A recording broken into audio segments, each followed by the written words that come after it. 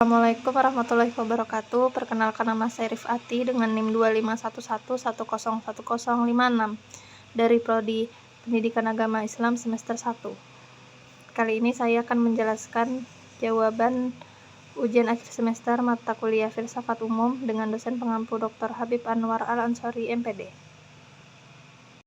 Langsung saja, yang pertama yaitu soalnya berfilsafat termasuk dalam berpikir, namun tidak semua orang yang berpikir itu mesti berfilsafat, dan bisa dipastikan bahwa semua orang yang berfilsafat itu pasti berpikir. Coba Anda jelaskan. Jadi, berfilsafat merupakan cabang khusus dari aktivitas berpikir, di mana semua orang yang berfilsafat pasti berpikir, tetapi tidak semua berpikir bisa disebut berfilsafat. Pernyataan ini menggambarkan hubungan logis seperti himpunan.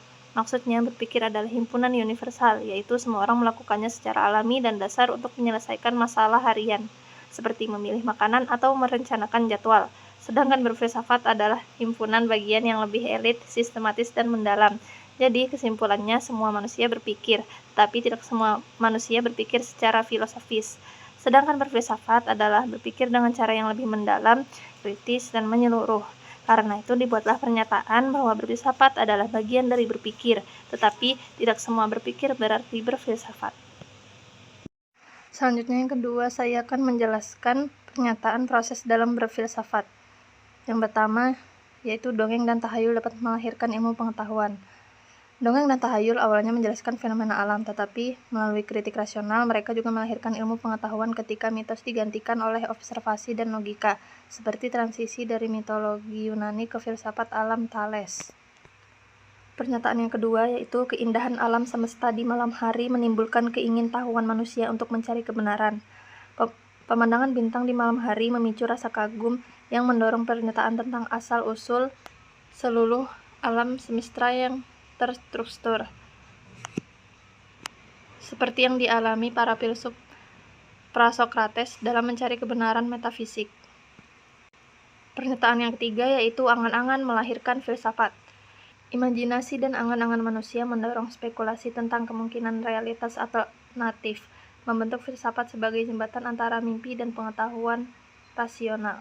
Selanjutnya, soal yang ketiga, berdasarkan sejarah konsep berpikir dalam filsafat mengalami perubahan. Coba Anda jelaskan. Yang A, periodisasi filsafat Yunani beserta tokoh dan pemikirannya. Yang B, sebutkan dan jelaskan filosof-filosof besar Islam. C, pentingnya ilmu berdasarkan Al-Quran. D, konsep sekularisme Barat dan konsep filsafat Islam. A, periodisasi filsafat Yunani biasanya dibagi menjadi 3 tahap besar, yaitu pra-Sokrates, zaman Sokrates, Plato, Aristoteles, dan zaman Helenistik. Masing-masing periode ditandai dengan fokus dan tokoh yang berbeda, tapi saling membangun fondasi satu sama lain. 1.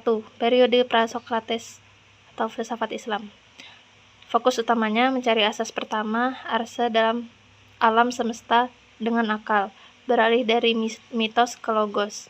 Tokohnya yang pertama yaitu Thales. Pemikirannya itu segala sesuatu berawal dari air sebagai asas realitas.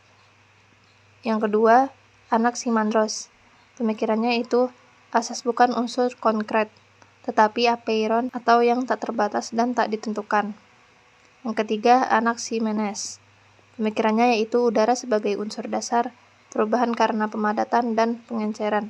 Yang keempat, Herakleitos. Pemikirannya itu realitas adalah perubahan terus-menerus atau pantarei, dan api sebagai simbol dan pertentangan sebagai harmoni tersembunyi. Yang kelima, Parmenides.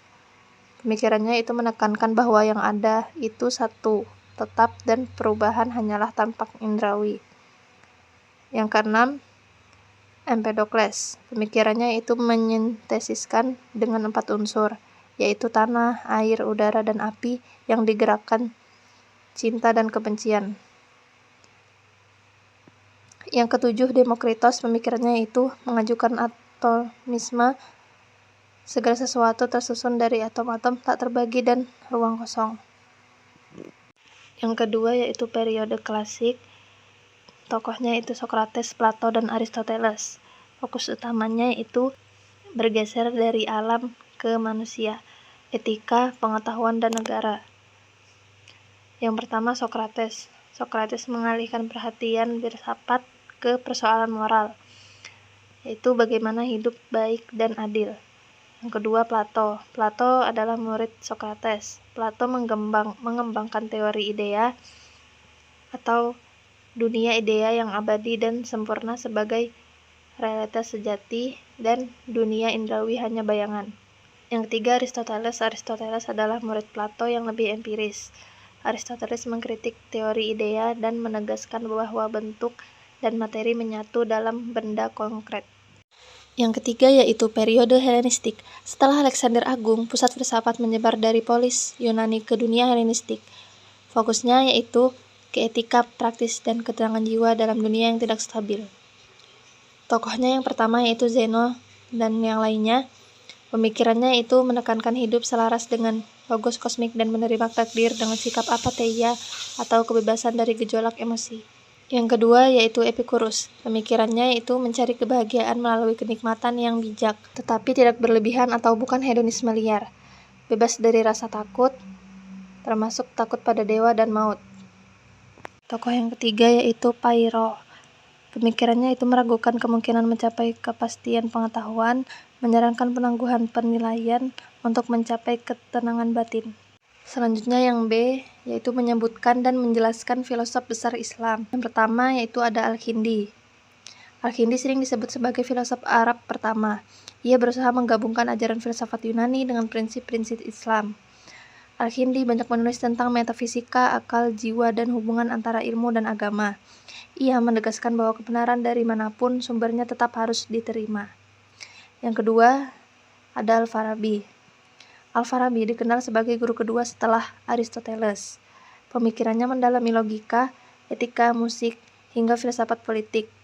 Ia membahas konsep negara utama, yaitu Al-Madinah Al-Fadilah, yang dipimpin oleh sosok pemimpin ideal yang bijaksana dan berakhlak tinggi. Yang ketiga, yaitu Ibnu Sina. Ibnu Sina adalah salah satu tokoh paling berpengaruh dalam filsafat dan kedokteran. Ia mengembangkan teori wajib al-wujud, menjelaskan struktur jiwa, dan membangun sistem metafisika yang memengaruhi dunia barat dan Islam. Karyanya itu Asy-Syifa. Karyanya ini menjadi rujukan utama selama berabad-abad. Selanjutnya yang keempat, Al-Ghazali. Al-Ghazali adalah filosof, teolog, dan sufi yang besar. Ia terkenal melalui karyanya yaitu Tahft al-Falasifah yang mengkritik beberapa pandangan filsafat peripatetik. Meski demikian, ia tetap menggunakan filsafat sebagai alat untuk memperkuat ilmu kalam dan ajaran tasawuf. Yang kelima yaitu Ibnu Rushd. Ibnu Rushd adalah filosof rasional yang membela Aristoteles. Karyanya yaitu Tahafut at-Tahafut yang membantah. Ibnu Rushd juga membantah kritik Al-Ghazali dan menegaskan bahwa agama dan filsafat saling melengkapi. Pemikirannya sangat memengaruhi dunia barat, terutama melalui tradisi skolastik. Selanjutnya yang C yaitu pentingnya ilmu berdasarkan Al-Quran. Al-Quran menekankan pentingnya ilmu sebagai perintah ilahi, seperti pada surah Al-Alaq ayat 1-5 yang memerintahkan kita membaca dan belajar mengetahui segala sesuatu. Al-Quran juga sebagai sarana mengenal Tuhan, seperti pada surah Fussilat ayat 53 yang menjelaskan tanda-tandanya di ufuk atau di seluruh penjuru alam dan pada diri manusia, serta Al-Quran sebagai peningkatan derajat, seperti pada surah Al-Mujadilah ayat 11 yang menjelaskan Allah akan mengangkat orang yang beriman dan berilmu. Selanjutnya, konsep sekularisme Barat dan konsep filsafat Islam. Sekularisme Barat lahir dari trauma abad pertengahan, Renaissance, dan pencerahan. Prinsip utamanya yaitu memisahkan institusi negara dari pengaruh agama, sehingga keputusan politik didasarkan pada fakta empiris, bukti ilmiah, dan rasio, bukan pada wahyu atau doktrin keagamaan. Filsafat Islam mengintegrasikan filsafat Yunani dengan Islam, menekankan Tuhan sebagai sebab pertama, penciptaan, dan keabadian jiwa. Filsafat ini memandang wahyu sebagai pelengkap rasio. Selanjutnya soal yang keempat yaitu jelaskan penyelidikan dan pembagian filsafat menurut objeknya. Filsafat dibagi berdasarkan objek penyelidikannya menjadi cabang-cabang utama yaitu ontologi, epistemologi, dan aksiologi yang masing-masing menangani aspek berbeda dari realitas dan pengetahuan. Yang pertama, ontologi. Ontologi mempelajari hakikat keberadaan segala sesuatu yang ada. termasuk substansi, realitas dasar, dan pertanyaan seperti apa yang nyata atau bagaimana sesuatu bisa ada. Cabang ini bersifat material, menyelidiki esensi universal tanpa batas ruang dan waktu. Selanjutnya, epistemologi. Epistemologi mengkaji asal-usul, metode, validitas, dan batas pengetahuan manusia, dan juga menjawab pertanyaan bagaimana kita tahu sesuatu benar atau apa kriteria kebenaran. Ini mencakup analisis logis dan sumber pengetahuan seperti akal, pengalaman, atau wahyu. Yang ketiga, aksiologi. Aksiologi meneliti nilai-nilai termasuk etika dan estetika, serta kegunaan pengetahuan bagi kehidupan. Cabang ini mengevaluasi manfaat praktis dan moral dari realitas yang dipelajari. Selanjutnya, soal yang kelima, bagaimana peran filsafat dalam membentuk kerangka berpikir sebelum seorang individu melakukan suatu tindakan? Jelaskan. Filsafat berperan penting sebagai landasan cara berpikir yang membuat tindakan individu atau seseorang menjadi lebih sadar, terarah, dan dapat dipertanggungjawabkan. Yang pertama, membentuk cara berpikir mendalam.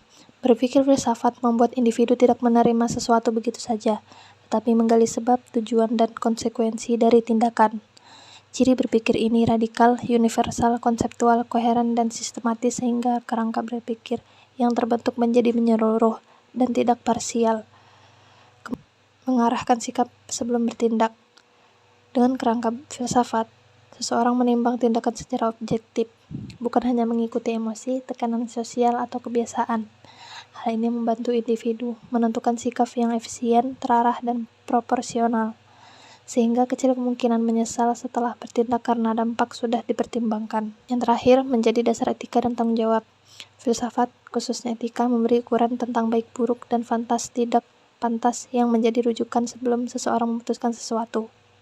Akibatnya, tindakan tidak hanya rasional tetapi juga bermoral dan bertanggung jawab terhadap diri sendiri, orang lain, dan lingkungan sosial. Sekian dari jawaban saya. Terima kasih. Wassalamualaikum warahmatullahi wabarakatuh.